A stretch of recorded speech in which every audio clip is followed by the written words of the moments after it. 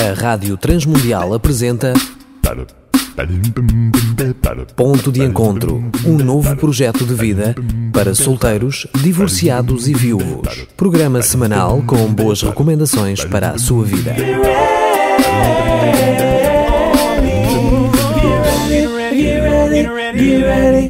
Olá, eu sou Daniel Gugeral e estamos a dar início ao nosso Ponto de Encontro. Neste mês nós estamos a falar sobre um tema transversal que é cuidando-nos, não só a nível pessoal, mas também cuidando-nos uns dos outros. Hoje temos uma convidada muito querida no meu coração, que é a Sara Lisa Gugeral. Olá, Sara Lisa. Olá a todos. Muito bem-vinda, Sarinha. Obrigada. Desculpa tratar-te assim, é o hábito, eu acho.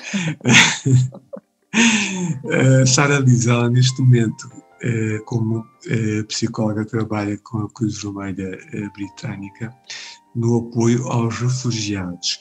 E o grupo que nós queremos conversar hoje e trazer um pouco do nosso coração, da nossa conversa, trazer algumas ideias para si, amigo ouvinte, é precisamente os refugiados. Uma pergunta mais pessoal: o que é que te levou a trabalhar com os refugiados? Porque podias estar a trabalhar com outros grupos de pessoas. Sim.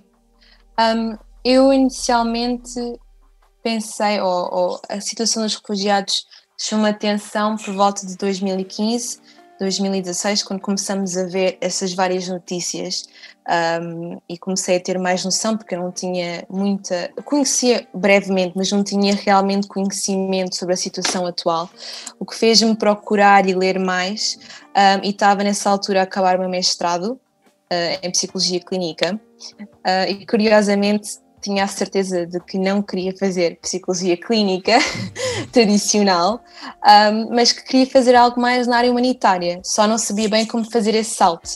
E depois percebi que poderia, como psicóloga clínica, fazer intervenção na área humanitária de uma forma mais preventiva e no apoio ao bem-estar, à integração, e algo que com o tempo cada vez foi crescendo. Criei vários contactos com instituições aqui em Portugal, experienciei se realmente era a minha paixão através do voluntariado, e depois envolvi-me com a Cruz Vermelha Britânica, já desde setembro do ano passado, e vou ficar neste programa, este projeto, até janeiro de 2022, e quem sabe quais é que são as portas que vão abrir a partir daí, mas de facto sinto mesmo que é o meu chamado. Eu queria começar, Sara Lisa, por te perguntar se nos podes apresentar algumas características, talvez uma descrição geral, não é? Do que são, afinal, os requerentes de asilo e os refugiados. Quem são estas pessoas? São pessoas que deixam o seu país devido a motivos de força maior, por exemplo, guerra, perseguição, havendo uma grave e geral violação dos seus direitos humanos e, frequentemente, as suas vidas estando em risco. Existe uma diferença entre estes dois termos, os requerentes de asilo e os refugiados. Os requerentes de asilo são pessoas que vão em busca de asilo num país estrangeiro, fazendo este pedido junto ao governo do país, com a esperança de receber o estatuto de refugiado. Logo assim, que uma pessoa faz esse pedido, é reconhecido como requerente de asilo e vai aguardar uma resposta final. Pedir asilo é um direito humano e universal declarado na lei internacional. Já um refugiado é uma pessoa que comprovou que existe um risco de regressar ao seu país e o seu pedido de asilo foi aprovado.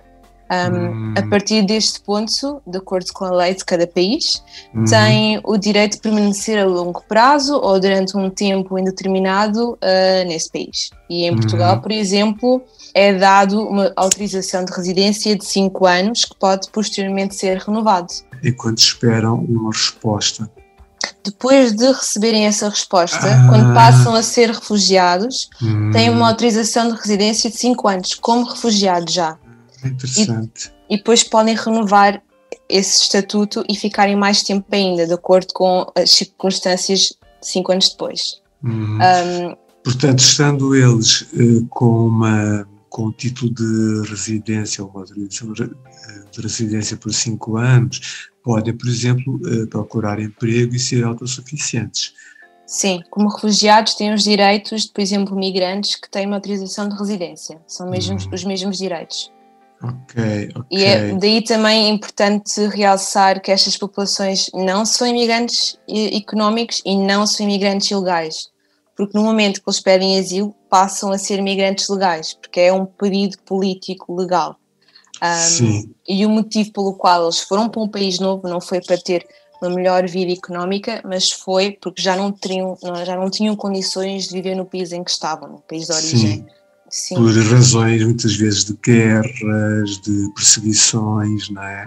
Correm mesmo riscos de vida de várias maneiras. Eu lembro que nos anos 80 em Moçambique eu convivi mais ou menos de perto com refugiados do ANC em Moçambique, tinham esse estatuto, e com refugiados de Timor-Leste.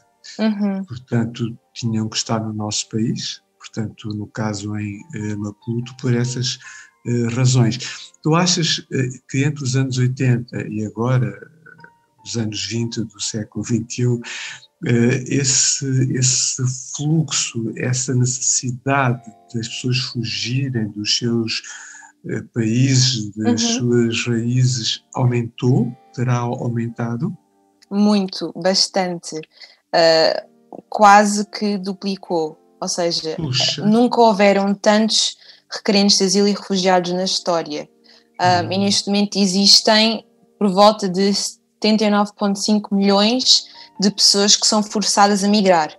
Ou seja, portanto, quase 80 milhões de refugiados. Né? Não refugiados, mas pessoas que são forçadas a migrar ou dentro do seu país, por razões diversas. Refugiados em si, mesmo com esse estatuto, existem 26,3,4 milhões. E em Portugal, para terem uma noção dessa população enorme, existem somente 2.400 refugiados, uma porção muito pequena. Pois, ainda é muito pequena. Eu lembro-me que quando houve aquela vaga há uns 2 a 3 anos, né, víamos nas notícias quase todos os dias imagens assim muito constrangedoras. Lembro-me, até tenho uma imagem de uma foto tirada de uma criança bem viva. Falou-se muito, né, de que a União Europeia iria redistribuir, houve muita conversa sobre isto, mas pronto, eu queria se calhar lançar-te uma outra pergunta um pouco mais específica. Quais são as necessidades principais gerais deste grupo tão específico de pessoas e de famílias, porque às vezes são famílias inteiras, como nós vimos, né, na TV há uns anos atrás. Necessidades principais gerais. As necessidades principais começam pelas básicas, portanto, são pessoas que vêm com quase nada, se nada mesmo, vêm com uma mala, com alguma coisa às vezes e com a família atrás. As necessidades básicas é segurança, começa por aí, alojamento ou habitação, alimentação, roupa e saúde física, saúde mental, que normalmente é muito afetada durante o tempo que corriam perigo no país em que estavam e depois também no próprio percurso que eles tiveram de fugir e de procurar um país onde pudessem ficar. Ambas essas circunstâncias muitas vezes são bastante traumatizantes e causaram muitos problemas de saúde física também. Mas também depois existem outras necessidades talvez mais secundárias, que nós todos também temos, né? Que têm a ver com a educação, que começa logo pela aprendizagem da língua local, a portuguesa, por exemplo, no caso, né? A integração social e cultural, que é mesmo muito importante para o nosso ser num todo, né? E depois apoio jurídico para o processo de asilo, para poderem conseguir adquirir o estatuto de refugiado. Há vários fatores envolvidos que eles próprios não conhecem os seus direitos e o que é que isso envolve, o que é que eles têm que fazer num país que não conhecem, numa língua que não conhecem, né? E depois o emprego e a formação profissional para se tornarem autónomos no país em que estão e autossustentáveis. Yeah. Com o Covid e com esta pandemia, como é que as necessidades dos refugiados podem ter mudado em Portugal, né? Porque, pronto, eu sei que nos chega em Moçambique e noutros países, mas agora falando do nosso país, e, como é que as necessidades podem ter aumentado no nosso país? Com a presente pandemia, tornou-se ainda mais difícil superar algumas destas necessidades que eu mencionei, né? Começando pela habitação. Tornou-se visível que nos primeiros, aliás, só para terem uma noção, nos primeiros 3 a 18 meses é providenciado pelas instituições de apoio algum género de habitação que normalmente são residências ou casas comunitárias com vários quartos. E essas instituições, peço desculpa, não te esqueças do que ias dizer, Sara Lisa, são governamentais ou podem ser IPSS, ONGs? Ambos, sim. E trabalham mais ou menos em conjunto. Sim. Exato. Ainda estavas a falar de residências, não é? Sim. Durante um tempo. E nessas residências, muitas vezes há espaços comuns e partilhados, como por exemplo a cozinha e as casas de banho. Pois. Portanto, agora na pandemia não há qualquer forma de isolar as pessoas e houveram vários casos em que houveram surtos dentro dessas residências. Portanto, claramente não existe... Eu até me lembro de ter ouvido isso nas notícias agora, é verdade, eles não esconderam isso, eles noticiaram isso, não é? Sim, e eu diria que outra necessidade que tornou-se ainda mais difícil de ser suprida é a própria integração social e cultural. Também podemos ver que nós, nesta pandemia, neste isolamento, ficamos tão distantes das nossas amizades, dos nossos relacionamentos. Foi difícil para nós. Ainda pior é para pessoas que não têm nada, que chegam a um país que não conhecem pessoas, que não têm uma rede de apoio e não conseguem criar esses laços, não conseguem se integrar. E ainda mais difícil é, por exemplo, aprenderem a língua. Tudo fica ainda mais intensificado e acabaram por ficar mais marginalizados na sociedade. Imagino que viver um ano assim, isolados, com algum apoio até online, a nível de uma tentativa de ensino da língua, deva ser terrível depois de tudo o que eles já passaram, não é? Ficar um ano, parece que a vida estagna, não é? Sim, e o ano é o mínimo, porque eles têm, a expectativa é que em 18 meses haja esse processo de integração. E agora isso não é de todo realista. Já antes era bastante idealista, diria eu, mas agora é quase impossível. Parte disso também tem a ver com a dificuldade em encontrar emprego. Portanto, como para todos nós tem sido muito difícil. Muita coisa fechada. Muita coisa fechada. Durante alguns meses a economia basicamente parou, não é? E para eles tem sido quase impossível, e até no ano passado eu estive envolvida num estudo populacional com uma instituição com a população dos refugiados em Lisboa, em que precisamente tornou-se evidente que aqueles que não estavam conseguindo encontrar emprego, e aqueles que tinham conseguido nos meses anteriormente à pandemia, quase todos perderam o emprego. Portanto, são os primeiros a perder o emprego. Então, sem o emprego, sem o ordenado, eles não se conseguem autonomizar, não se conseguem integrar, não conseguem ter a sua casa, os seus bens, né? Que tipo de apoio institucional em Portugal os refugiados podem beneficiar? Resumidamente, o processo de acolhimento e de apoio aos refugiados em Portugal é o seguinte. Inicialmente são recebidos pelo Centro Português para os Refugiados, que é o representante do Alto Comissário das Nações Unidas para os Refugiados em Portugal. E depois há outras instituições, por exemplo, também como a JRS, que acho que já mencionei anteriormente, que também dão acomodação e fazem esse apoio. E cada requerente tem o direito de um subsídio de sobrevivência mensal, que normalmente são 150 euros. E eles recebem também outras doações de bens essenciais, como por exemplo comida, do banco alimentar, roupa, etc. E este apoio é dado ao longo de 18 meses, portanto ao longo do ano e meio, e inclui também o apoio ao acesso à regularização do Estatuto de Refugiado, bem como ao acesso à habitação permanente ou, fora das residências, ao emprego, à escola, à aprendizagem da língua portuguesa, etc. Ou seja, o requerente de asilo idealmente tem este acompanhamento, este aconselhamento que não envolve só a parte burocrática, mas a própria integração na sociedade portuguesa. Como é que nós, comunidade, ou seja, pessoas comuns, né, poderíamos voluntariamente, porque eu acredito que há pessoas que têm um coração cheio de compaixão, pessoas compassivas, gostam de ajudar. Como é que poderíamos voluntariamente ajudar esta camada populacional que parece estar a crescer, né? Em poucas décadas duplicou? Como é que nós poderíamos, eu, a minha família, poderíamos ajudar, a nossa igreja? Existem várias formas de todos nós apoiarmos os refugiados em Portugal. Começaria por dizer que o que eu acho que é a parte mais importante e que é a nossa responsabilidade individual e como comunidade, como também a comunidade cristã, etc., que é combater o preconceito. Portanto, existe muita desinformação, que eu diria mesmo perigosa, e é importante que procuremos nos informar mais sobre a realidade e a experiência dos refugiados, ou seja, do contexto em que eles vivem em Portugal e de onde vieram, do país em que vieram, o contexto daquele país, a história, e que é uma realidade devastadora, é bastante longínqua da nossa e para a grande maioria de nós é imaginável, é incompreensível.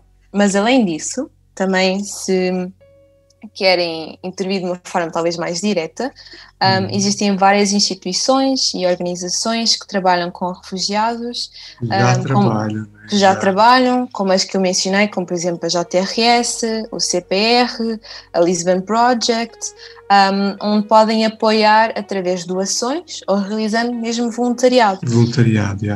E existem vários projetos em cada organização. Se estão a ouvir e estão interessados, podem saber mais na PAR, que é a Plataforma de Apoio aos Refugiados, a PAR, e podem encontrar... É PAR, só, PAR, okay. Que podem encontrar em www.refugiados.pt, muito fácil, onde vão encontrar muito mais informação sobre a situação dos refugiados pelo mundo e em Portugal, como também estas oportunidades de voluntariado e em várias instituições. Portanto, é um ótimo recurso. Pois isto mexe muito connosco, principalmente quando conhecemos pessoas que já foram refugiadas e contam as suas histórias, não é? Pois, onde quer que nos ouçam, provavelmente vão saber de várias situações, por exemplo, pensando em Moçambique, de deslocações de milhares e milhares de pessoas, e são pessoas que correm riscos de vida, são pessoas que estão em fuga, não é?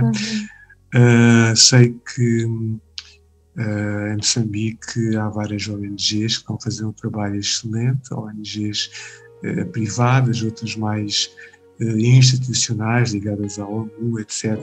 Mas queria encorajar as igrejas e as pessoas que têm valores a pensarem, como a Sara Lisa disse, na possibilidade de fazer uma pesquisa e de procurarem conhecer alguma instituição e se doarem a estas pessoas, não é?